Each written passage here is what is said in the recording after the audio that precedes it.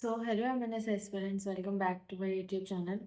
आज हम कवर करने वाले हैं जनरल इंटेलिजेंस का लेक्चर नंबर 10, जो कि है हमारा सिलोजिज्म एंड वेन डायग्राम। ये एक काफ़ी डिफरेंट कॉन्सेप्ट हो जाता है जो हम डेली पढ़ते हैं फिजिक्स केमिस्ट्री बायो के अलावा। ये रीजनिंग का पोर्शन है, लेकिन एमएनएस सीबीटी में इससे रिलेटेड क्वेश्चन आते हैं एंड पूछे जाते हैं। सीबीटी पॉइंट ऑफ व्यू से काफ़ी ज़्यादा इंपॉर्टेंट है, इसलिए हम इसको पढ़ रहे हैं। एंड इससे प्रोबेबिलिटी है कि आपको एक आधा क्वेश्चन तो देखने को मिल ही जाएगा। तो इस लेक्चर में जो जो कॉन्सेप्ट है इससे रिलेटेड, जिस जैसे क्वेश्चन आते हैं, हम सब कुछ कवर करने वाले हैं। काफ़ी इंटरेस्टिंग टॉपिक भी है, आप लोगों को पढ़ के अच्छा भी लगेगा एंड इसके क्वेश्चंस भी अच्छी तरह आप सॉल्व कर पाओगे। वीडियो को एंड तक देखना, लेक्चर को कंप्लीट देखना, तभी आपको एक एक कॉन्सेप्ट समझ आएगा। अगर आपने स्किप किया, बीच में से कहीं देखा, तो आपको कॉन्सेप्ट भी समझ नहीं आएगा एंड शायद जिस पोर्शन से क्वेश्चन आने वाला हो, आपने वो मिस कर दिया, तो फिर वो आपका ही नुकसान है। ठीक है? तो चलो स्टार्ट करते हैं। हम सबसे पहले देखेंगे Venn diagram. Venn diagram actual में होता क्या है? A Venn diagram is a visual representation that uses geometrical shape, typically circles, triangles, rectangle, to depict a logical relationship, intersections, and distribution among different set of category. जैसे मैंने for example एक ले लिया मैंने ए और एक ले लिया मैंने बी। अब मैंने बोला ए और बी में कनेक्शन है, तो क्या क्या कनेक्शन हो सकता है? या तो ए के अंदर बी हो सकता है, ये तुम्हारा बी हो गया, ये तुम्हारा ए हो गया। और क्या कनेक्शन हो सकता है? दोनों आधा आधा रिलेशनशिप फॉलो कर सकते हैं, ए हो गया, ये बी हो गया। या फिर दोनों बिल्कुल ही डिफरेंट हो सकते हैं, ए हो गया, बी हो गया। तो ऐसे रिप्रेजेंटेशन को, चाहे मैं सर्कल से रिप्रेजेंट कर रही हूँ, चाहे मैं रेक्टेंगल से रिप्रेजेंट कर रही हूँ, चाहे मैं ट्राइंगल से रिप्रेजेंट कर रही हूँ, किसी भी ज्योमेट्रिक शेप से मैं उस रिलेशन को स्टैब्लिश कर रही हूँ, तो उसको मैं बोलूँगी वेन डायग्राम। कि मैं उन दोनों का रिलेशन स्टैब्लिश कर रही हूँ, उन दोनों के बीच का इंटरकनेक्शन स्टैब्लिश कर रही हूँ, उस चीज़ को मैं बोलती हूँ वेन डायग्राम। अब आगे देखते हैं fundamental relationship. There are three fundamental relation. कौन कौन से होते हैं? सबसे पहले होता है यूनिवर्सल इंक्लूजन, जिसको हम ऑल से रिप्रेजेंट करते हैं। Every element of group A is completely contained inside group B. मतलब कि ऑल, जो तुम्हारा पूरा ग्रुप बी है, सपोज ये मेरा ग्रुप बी है जिसको मैंने इंडिया से रिप्रेजेंट किया, और मैं दिल्ली को रिप्रेजेंट करूंगी, तो इंडिया के अंदर ही तो मेरा दिल्ली आएगा। अगर मैं इंडिया को रिप्रेजेंट करूं और मैं ऐसे दिल्ली को अलग रिप्रेजेंट कर दूं, तो आप बोलोगे दीदी ये तो कनेक्शन इस्टेब्लिश नहीं हुआ। इंडिया का तो पार्ट है ना दिल्ली, इंडिया का जो कैपिटल है वही तो न्यू दिल्ली है। तो क्या इंडिया पूरा वर्ल्ड वाइड बड़ा? एंड इंडिया के अंदर जो आई तुम्हारी सिटी या स्टेट, वो आई तुम्हारी न्यू दिल्ली। तो जो दिल्ली है ना, वो पार्ट है इंडिया का, इसलिए मैंने इंडिया के अंदर बनाया दिल्ली। अगर मैं अलग स्टैब्लिश कर लूंगी तो इन दोनों का तो कोई रिलेशन ही नहीं होगा। बट रिलेशन तो है, इंडिया का कैपिटल ही न्यू दिल्ली है। अगर मैं आधा आधा स्टैब्लिश करूंगी तो भी पार्ट नहीं होगा, इंडिया की बराबरी थोड़ी ना कर सकता दिल्ली। दिल्ली तो पार्ट है ना इंडिया का, इसलिए जो मेरा रिलेशन बैठा वो कुछ ऐसा बैठा। इसे हम बोलते हैं यूनिवर्सल इंक्लूजन। यूनिवर्सली क्या एक्सेप्टेड है? कि इंडिया का पार्ट है न्यू दिल्ली। ठीक है? Example, India Delhi, Delhi is completely inside India. ये हो गया तुम्हारा टाइप वन। अब टाइप टू, पेरेंटल इंटरसेक्शन।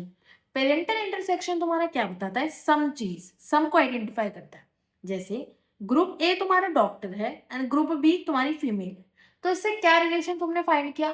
कि कुछ फीमेल्स डॉक्टर होती है, सारी फीमेल्स तो डॉक्टर नहीं होती ना। कुछ फीमेल हाउस वाइफ है, कुछ फीमेल डॉक्टर है, कुछ फीमेल तुम्हारी टीचर्स हैं, कुछ फीमेल तुम्हारी अलग डिपार्टमेंट है, कोई सिविल सर्विस में, बहुत सारे अलग अलग ऑक्यूपेशन है।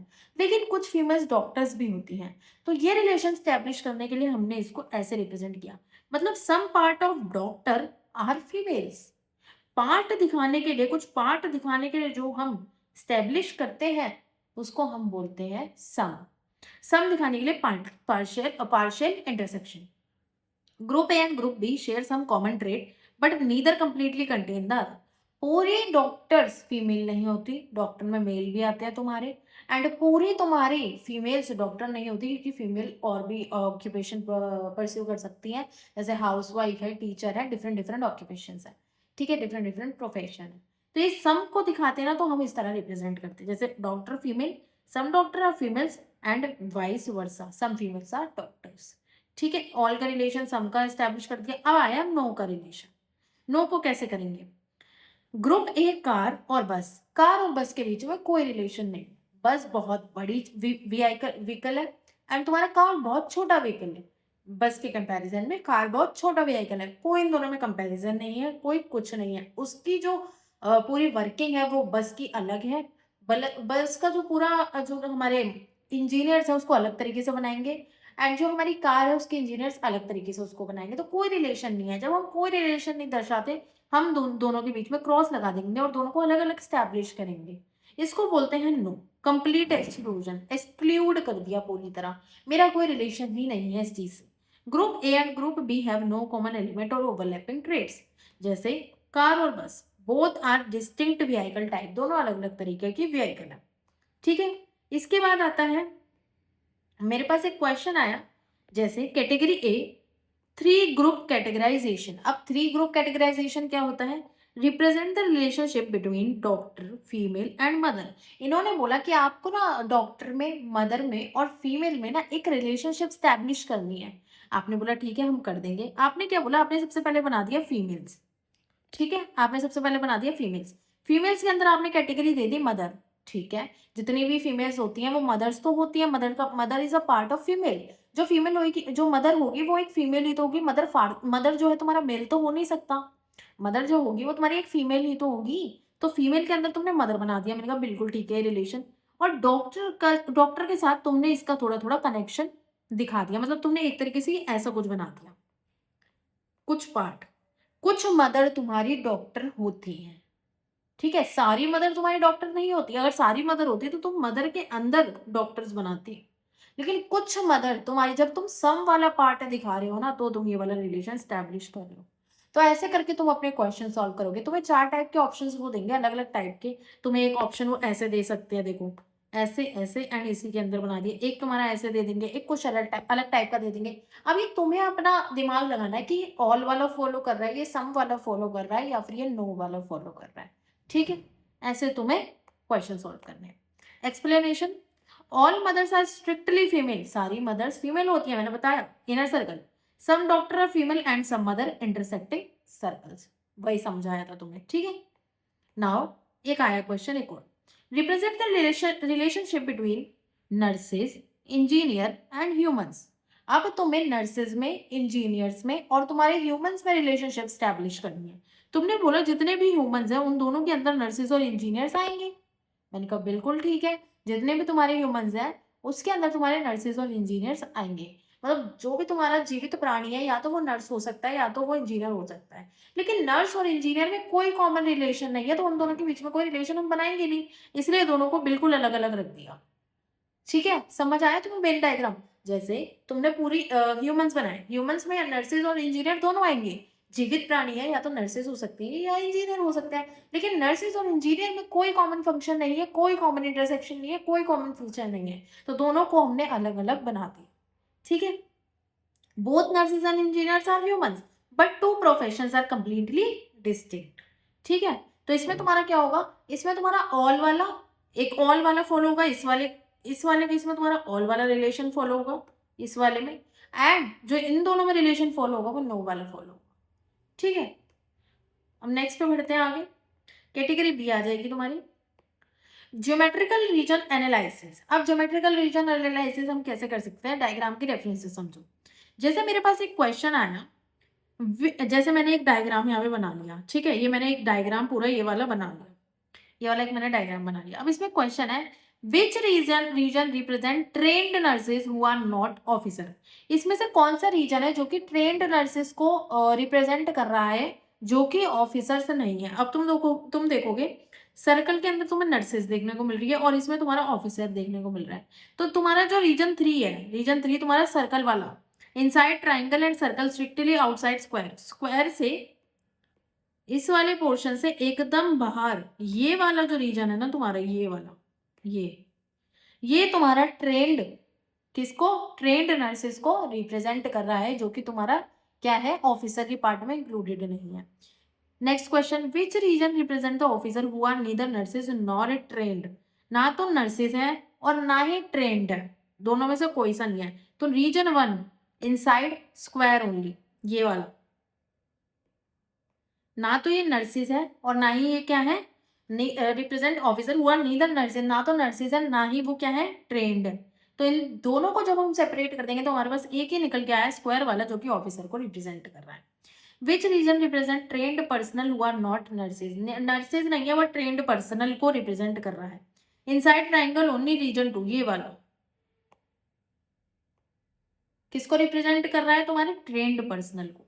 मतलब अब तुम ये समझो, इन्होंने 3 चीजें दी। जो तुम्हारा ये है ना, ये वाला पार्ट है, देखो ये वाला है ना जो तुम्हारा ट्राइंगल वाला पार्ट, ये तुम्हारा ट्रेन्ड नर्सेज हो गया। सर्कल वाला पार्ट तुम्हारा नर्सेज हो गया, एंड जो स्क्वायर है वो तुम्हारा ऑफिसर हो गया। ऐसे करके तुम डायग्राम के रेफरेंस से अपना आंसर निकालते हो, ठीक है। नेक्स्ट चीज पे आते हैं हम लोग, सेट थ्योरी क्वांटिटेटिव प्रॉब्लम। अब इसकी तरह इससे कैसे क्वेश्चन पूछे जाते हैं। एक हॉस्पिटल है जिसके पास 100 स्टाफ है, तुमने बोला ठीक है दीदी समझ आ गया। 60 उसमें से नर्सेज हैं, 40 उसमें से सर्जन है और 15 दोनों हैं। मतलब क्या क्या हुआ, 100 मेरे पास स्टाफ है जिसमें से 60 मेरे पास क्या है नर्सेज है, और मेरे पास 40 मेरी क्या है सर्जन है। और इन दोनों को मिला के जो 15 है ना, इनमें से वो दोनों है, मतलब दोनों मतलब नर्सेज भी है वो और सर्जन भी है, दो है, ठीक है। अब how many staff members are neither nurses nor surgeon. अब इसमें से कौन सा मेंबर है जो कि तुम्हारा ना तो नर्स है और ना ही तुम्हारा सर्जन है। तुम इसमें को कैसे समझोगे, पहले तुम डायग्राम के हेल्प से इसे बनाओ। इन्होंने क्या बोला कि 100 टोटल स्टाफ है, तुमने टोटल स्टाफ के लिए एक बड़ा रेक्टेंगल बना दिया। 60 इसमें से तुम्हारी नर्सेज है, ये वाली तुम्हारी खाली नर्सेज आ गई, ठीक है। 40 तुम्हारे सर्जन आ गए, और दोनों के बीच में 15 तुम्हारे क्या आ गए, दोनों है जिनमें दोनों की क्वालिटीज है, वो नर्सेज भी है और तुम्हारी क्या है वो सर्जन भी है, ठीक है। अब तुम क्या देखोगे, नर्सेज के लिए तुमने क्या बोला 60 क्या है तुम्हारी नर्सेज है, अब 15 वो तो तुम अगर इसमें से माइनस कर दो तो तुम्हारे पास एग्जैक्ट नंबर ऑफ नर्सेज निकल जाएगा। 60 में से अगर तुम वो हटा दोगे जो नर्सेज भी हैं और सर्जन भी है जिन्हें कॉमन नाम दे रखा है, जो बोथ की कैटेगरी में आ रहे हैं, अगर तुम उन 15 को माइनस कर दो तो तुम्हारे पास एग्जैक्ट नंबर ऑफ नर्सेज तो निकल जाएगा। तुमने बोला बिल्कुल ठीक है, तुम्हारे पास एग्जैक्ट नंबर ऑफ नर्सेज कितना आ गया 45। ऐसे तुम अगर 40 में से 15 माइनस कर दोगे तो तुम्हारे पास 25 आ जाएगा, जो कि एग्जैक्ट नंबर ऑफ सर्जन हो गया, एंड 15 तुम्हारे पास बोथ है। तो तुम्हारे पास सिर्फ नर्सेज है 45, सिर्फ सर्जन है तुम्हारे पास 25, और दोनों के कैटेगरी वाले हैं तुम्हारे पास 15। तो आउटसाइड कितने रह गए, अगर तुम 60 में से आप हिसाब लगाओगे तो, अगर तुम 100 में से आप हिसाब लगाओगे तो 15 तुम्हारे पास रह गए जो किसी भी कैटेगरी में नहीं आ रहे। जब तुम 45, 15 और 25 को ऐड करोगे तो कितना आएगा तुम्हारे पास 15, 4, 5, 6, 7, 8, 85। और जब तुम 100 में से 85 को माइनस कर दोगे तो तुम्हारे पास कितना आया 15, जो कि ना तो नर्सिस की कैटेगरी में ही आएंगे और ना ही तुम्हारी सर्जन की कैटेगरी में आएंगे। तो ऐसे करके तुम क्वांटिटेटिव प्रॉब्लम्स को सॉल्व करते हो with the help of your Venn diagram. Hope तुम्हें समझ आ गया होगा, यहीं पे वो एक्सप्लेनेशन उन्होंने पूरी लिख रखी है। नेक्स्ट चलते हैं हम, हमने वेन डायग्राम अच्छे से समझ लिया, कैसे क्वेश्चन वेन डायग्राम से पूछे जाते हैं, क्या होता है वेन डायग्राम, हमने सब कुछ। Venn diagram is nothing but the graphical representation. Next we have syllogism. Syllogism syllogism में तुम्हारे पास क्या पूछा जाएगा, डेफिनेशन समझो। Syllogism is a form of deductive reasoning where a conclusion is derived from two or more given premises statement. You must accept the given statement are 100% true even if they deviate from the established real world. इसमें क्या होता है, तुम्हें दो statement दे देंगे, statement 1 statement 2। उन दोनों statement के बेसिस पे तुम्हें फाइनल कंक्लूजन फाइनल आंसर निकालना पड़ेगा, और तुम्हें उन दोनों स्टेटमेंट को 100% सच मानना है, क्योंकि अगर वो तुम्हें लगे भी ना कि वो है भी नहीं सच, लेकिन तुम्हें क्वेश्चन के पॉइंट ऑफ व्यू से उसे एकदम सच मानना है। क्वेश्चन की हेल्प से समझो, ज़्यादा समझ आएगा। पहले 4 स्टैंडर्ड स्टेटमेंट दे रखी। ए टाइप में स्टेटमेंट का फॉर्मेट क्या है, सारे जो ए है वो बी है डायग्राम में, मतलब सारे ए अगर बी हैं तो मतलब सर्कल ए के ए है उसके अंदर तुम्हारा क्या है circle A side circle B. ये तुम्हारा इसकी तुम कैसे इसका डायग्राम बनाओगे, इन्होंने बोला ऑल ए आर बी, मतलब ये तुम्हारा बी हो गया बड़ा वाला डायग्राम, इसके अंदर जो ए आ रहा है ना वो ऐसे बनेगा। तो जितने भी तुम्हारे ए है ना सारे बी हैं, तो बी के अंदर तुमने ए बना दिया, ठीक है। Some A are B valid default conclusion, या तो कुछ ए बी हो सकते हैं या फिर कुछ बी ए हो सकते हैं, यही बनेगा। अब इन्होंने बोला सम ए आर बी मतलब कुछ पोर्शन, इसमें अब तुम्हारा ऐसा वाला बन गया, ठीक है, ओवरलैपिंग आ गई। सम बी आर ए, अब नो नो वाले में तुमने मैंने बताया था अलग में बना दो एकदम, ठीक है। And some A are not B, कुछ ए नॉट बी होंगे, तो मतलब स्पेसिफिक पार्ट तुम एक्सक्लूड कर दोगे, किससे, नो वाले में तुम ऐसे बना दिया और एक्सक्लूड कर दिया तो एकदम बिल्कुल तुमने अलग कर दिया। Can not infer reverse automatically. देखो, कोर रूल्स और गोल्डन रूल्स के थ्रू समझने की कोशिश करो। Concentric movement rule, inside outside both all and some are valid. कैसे? जैसे तुम्हारे पास आया इनसाइड आ गया, आउटसाइड आ गया, जैसे A is inside B, B is outside A is outside B, A is inside B, ऐसे करके स्टेटमेंट जब तुम्हारे पास आ जाए, या तो तुम ऑल करोगे, ये वाला बनाओगे, या फिर तुम सम वाला बनाओगे, पार्शियल वाला, जिसमें कुछ पार्शियल कनेक्शन इन दोनों के भी स्टैब्लिश हो रहा हो।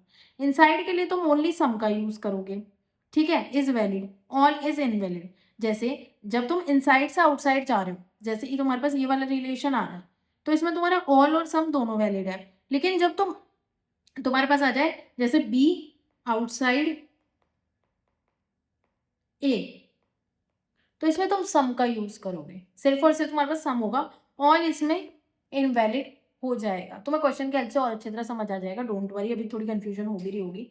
जैसा मैंने बोला कि अगर तुम्हारे ये वाला आ गया ना, इनसाइड से आउटसाइड जा रहे हो, अगर तुम बाहर से, जैसे मैंने ये बनाया, तो मैं बोलूंगी ए इज इनसाइड बी, तुम बोलोगे बिल्कुल ठीक है वाली स्टेटमेंट, तो मैंने इसमें ऑल भी बना दिया, या फिर मैं इसमें थोड़ा थोड़ा पार्शियल लेके, जैसे मैंने ए को यहाँ रख दिया और मैं इसको बी बना दूंगी, तो मैं ये भी बना सकती हूँ, दोनों स्टेटमेंट बिल्कुल ठीक है।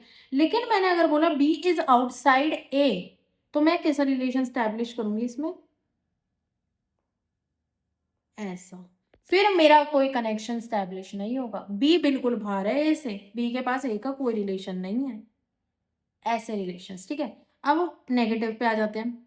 If both statement are positive, a definite negative conclusion is false. अगर दोनों स्टेटमेंट मेरी पॉजिटिव है तो मेरा फॉल्स कंक्लूजन नहीं आ सकता। Either or complementary pair rule, and either or case required three condition, both individual conclusion must be false or undetermined. अगर तुम्हें ईदर या फिर और वाले केस लगाने हैं तो तुम्हारे क्या होने चाहिए, या तो तुम्हारे बोथ इंडिविजुअल कंक्लूजन या तो गलत होने चाहिए या फिर अनडिटरमाइंड होने चाहिए, या एक पॉजिटिव और एक नेगेटिव हो सकता है, या फिर बोथ कंक्लूजन एग्जैक्ट सेम और सेम सब्जेक्ट एंड तुम्हारे प्रेडिकेट होने चाहिए, ठीक है। अब जैसे तुम क्वेश्चन के आंसर समझो, तुम्हें ज्यादा अच्छी तरह क्लियर होगा। सिंगल पाथ इंक्लूजन क्या कहता है? ऑल मेडिसिन आर पिल्स, तो इसने बोला सारी दवाइयां, सारी जो जितने भी दवाइयां हैं वो क्या है, पिल्स है। सारी दवाइयां पिल्स थोड़ी ना होती है, कुछ लिक्विड भी तो होती है, कुछ लिक्विड भी तो होती है, तो ये तो स्टेटमेंट मेरी गलत है। अब इन्होंने बोला ऑल पिल्स आर टैबलेट, ये बिल्कुल ठीक बोला भाई, सारी गोलियां टैबलेट ही होती है, टैबलेट ही बोलते हैं हम सारी गोलियों को, तो ये वाली स्टेटमेंट तो मेरी ठीक है। लेकिन जो मेरी पहली स्टेटमेंट है वो थोड़ी कॉन्ट्रडिक्टरी है, क्योंकि सारी जो मेडिसिन होती है वो पिल्स के फॉर्मेट में नहीं होती, कुछ मेरी दवाइयाँ लिक्विड भी होती हैं। अब टैबलेट के अंदर पिल्स आ गई, बिल्कुल ठीक है, एंड पिल्स के अंदर तुम्हारी मेडिसिन आ गई, वेन डायग्राम तो उन्होंने बिल्कुल ठीक बनाया। अब क्या, ऑल मेडिसिन आर टैबलेट, सारी मेडिसिन टैबलेट होती हैं, ये तो बिल्कुल ठीक है। अब जितनी भी तुम्हारी मेडिसिन है वो टैबलेट्स हो सकती हैं, true, moving inside outside, true है। सम टैबलेट्स आर मेडिसिन, कुछ टैबलेट तुम्हारी मेडिसिन होती है, ये भी ट्रू है, मूविंग आउटसाइड इनसाइड। अब इन्होंने समझाने की कोशिश करी, इन्होंने इन दोनों, ये दोनों स्टेटमेंट से इन्होंने कंक्लूजन निकाला। मैंने बोला कि सबसे पहले तुम ये देखो, इन्होंने बोला ऑल मेडिसिन आर पिल्स, जितनी भी तुम्हारी दवाइयां हैं सारी पिल्स हैं, तो मैंने बोला ये वाली तो स्टेटमेंट भाई मेरी गलत हो गई, क्यों भाई, लिक्विड भी तो हो सकती है। अब सेकेंड उन्होंने बोला ऑल पिल्स आर टैबलेट, सारी दवाइयाँ मेरी टैबलेट होती हैं, ऑल पिल्स मतलब ऑल गोलियाँ मेरी टैबलेट होती हैं, हाँ हो सकती है गोलियाँ टैबलेट, टैबलेट के अंदर इन्होंने पिल्स बनाया, पिल्स के अंदर इन्होंने मेडिसिन बनाई, मतलब टैबलेट मेरी मेडिसिन भी हो सकती है, टैबलेट मेरी पिल्स भी हो सकती है, और पिल्स मेरी मेडिसिन भी हो सकती है। इन्होंने ऐसे करके दर्शाया वेन डायग्राम से। इन्होंने इन दोनों से कंक्लूजन क्या निकाला कि मेरी जितनी भी मेडिसिन है वो टैबलेट्स होती है, ऑल मेडिसिन आर टैबलेट्स, इन्होंने ये कंक्लूजन निकाला कि मेरी जितनी भी मेडिसिन है वो टैबलेट होती है। तो इन्होंने बोला ट्रू है, moving inside outside. Some tablet are medicine, ये भी ट्रू है। कैसे ट्रू है, मूविंग आउटसाइड इनसाइड, ये भी ट्रू है। सम टैबलेट्स आर मेडिसिन, कुछ टैबलेट मेरी मेडिसिन हो सकती हैं। एंड उन्होंने बोला ऑल मेडिसिन टैबलेट, हाँ भाई मेरी सारी दवाइयाँ भी मेडिसिन और टैबलेट्स हो सकती हैं। तो उन्होंने बोला दोनों कंक्लूजन ठीक है, मतलब इन दो स्टेटमेंट से जो इनका फाइनल कंक्लूजन निकल के आ रहा है ना, वो कुछ इस टाइप के आ रहा है। इन्होंने दो कंक्लूजन निकाले कि या तो मेरी सारी मेडिसिन है, सारी दवाइयाँ वो टैबलेट है, ठीक है भाई, अगर तुम्हें डॉक्टर ने एडवाइस किया तो तुम्हारी सारी दवाइयाँ टैबलेट हो सकती हैं, ट्रू। एंड उन्होंने बोला कुछ टैबलेट मेरी कुछ दवाइयाँ मेरी टैबलेट है, ये भी कंक्लूजन तुम्हारा ठीक है भाई, कि कुछ तुम्हारी टैबलेट तो क्या है, मेडिसिन है, कुछ लिक्विड भी हो सकती है। उन्होंने ऐसे करके दो कंक्लूजन निकाले इससे, ठीक है। ऑल मेडिसिन आर पिल्स की जगह इन्होंने लिख दिया all medicine are tablet, tablet के साथ रिलेशन स्टैब्लिश कर दिया। एंड यहाँ पे सम टैबलेट्स क्या कर दी, मेडिसिन, कि सब tablets includes some tablets are your medicine. ऐसे करके वेन डायग्राम के थ्रू इन्होंने फर्स्ट क्वेश्चन को एक्सप्लेन किया। आई नो ये थोड़ा सा कॉन्ट्रडिक्टरी है, दो स्टेटमेंट से फाइनल कंक्लूजन निकालना, बस बट तुम्हें इसी टाइप से थोड़ा सा क्वेश्चन को सॉल्व करना पड़ेगा। देखो और क्वेश्चन से तुम्हें और समझ आएगा।